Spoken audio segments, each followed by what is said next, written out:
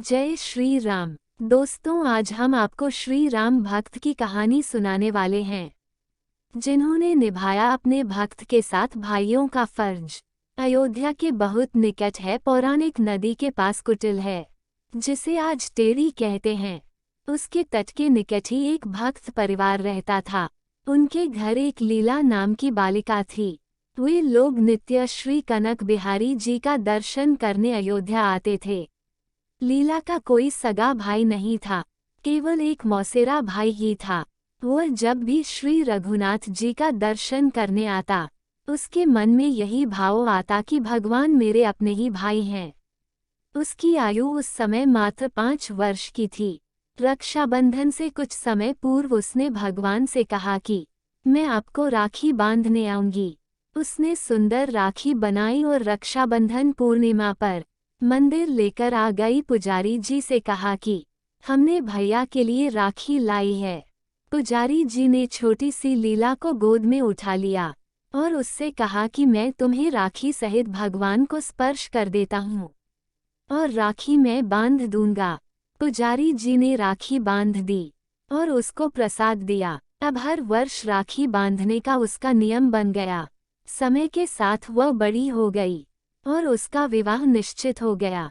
वह पत्रिका लेकर मंदिर में आई और कहा कि मेरा विवाह निश्चित हो गया है, मैं आपको न्योता देने आई हूँ। चारों भाइयों को विवाह में आना ही है। पुजारी जी को पत्रिका देकर कहा कि मैं चारों भाइयों से कह दिया है, आप पत्रिका प्रभु के पास रख दो और आप भी कह दो कि चारों भाइयों को विवाह में आना ही है। ऐसा कहकर वह अपने घर चली गई। विवाह का दिन आया। अवध में एक रस्म होती है कि विवाह के बाद भाई आकर उसको चादर उठाना है और कुछ भेद वस्तुएं देता है। उसकी मौसी ने अपने लड़के को कुछ सामान और 11 रुपए दिए और मंडप में पहुंचने को कहकर वह चली गई। उसका मौसेरा भाई उपहार वस्त्र और 11 रुपए लेकर शिक्षा पर बांधकर विवाह मंडप की ओर निकल पड़ा। रास्ते में ही रिक्शा उलट गया और वह गिर पड़ा। थोड़ी सी चोट आई। लोगों ने उसे दवाखाने ले जाकर मलहम पट्टी कराई। उधर लीला घूंघट से बार बार मंडप के दरवाजे पर देख रही थी और सोच रही थी कि प्रभु अभी तक क्यों नहीं आए। उसको पूरा विश्वास था कि चारों भाई आएंगे। माँ से भी कह दिया कि ध्यान रखना, अयोध्या से मेरे भाई आएंगे। उसे भोली भाली समझकर उसकी माँ हंस दिया। जब बहुत देर हो गई तब व्याकुल होकर वह दरवाजे पर जाकर रोने लगी। दूर दूर के रिश्तेदार आ गए, पर मेरे अपने भाई क्यों नहीं आए? क्या मैं उनकी बहन नहीं हूँ? इस समय 4 बड़ी मोटर गाड़ियाँ और एक बड़ा सा ट्रक आते हुए उसने देखा। पहली गाड़ी से उसकी मौसी का लड़का और उसकी पत्नी उतरे। बाकी गाड़ियों से और 3 जोड़ियाँ उतरी। मौसी के लड़के के रूप में प्रभु श्री राम ही आए थे। रस्म में आने के लिए पगड़िया, वस्त्र, हीरो के हार पहन रखे थे। श्री हनुमान जी पहलवान के रूप में आए थे। उन्होंने ट्रक से सारा सामान उतारना शुरू किया।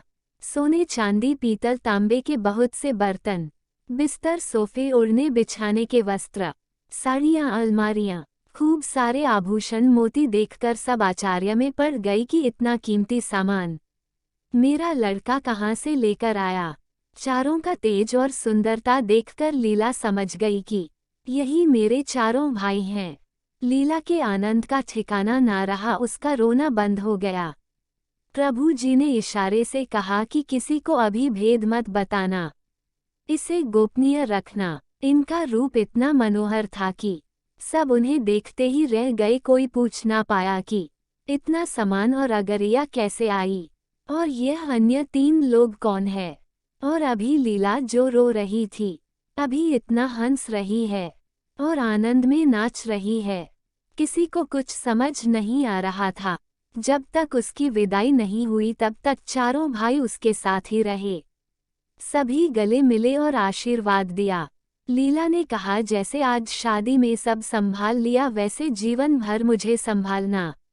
जब वह गाड़ी में बैठकर पति के साथ जाने लगी तब चारों भाई अंतर ध्यान हो गए। इस समय असली मौसेरा भाई किसी तरह लंगड़ाते हुए, मलहम पट्टी लगाए हुए वहां आया। उसने वस्त्र उदय उपहार और 11 रुपए दिया। मौसी ने पूछा कि अभी तो तू बड़ी कीमती वस्त्र पहने गाड़ी और ट्रक लेकर आया था, यह पट्टी कैसे बंध गई और कपड़े कैसे फट गए? उसे तो कुछ समझ ही नहीं आ रहा था। अंत में लीला से उसकी माता ने एकांत में पूछा कि बेटी सच सच बता कि क्या बात है, यह चारों कौन थे? तब उसने कहा कि माँ, मैं आपसे कहा था ना कि ध्यान रखना मेरे भाई अयोध्या से आएंगे। माँ समझ गई कि इसके 4 भाई हैं और वह है श्री रघुनाथ जी और अन्य 3 भैया ही है। माँ जान गई थी कि श्री अयोध्या नाथ सरकार अपनी बहन के प्रेम में बंध कर आए थे और अपनी बहन को इतने उपहार आभूषण और वस्तुएं दे गए कि नगर के बड़े बड़े स्टेट नवाबों के पास भी नहीं थे। आशा करती हूँ यह छोटी कहानी आपको पसंद आई होगी। कहानी पसंद आई हो तो वीडियो को लाइक करें और चैनल को सब्सक्राइब करें। धन्यवाद।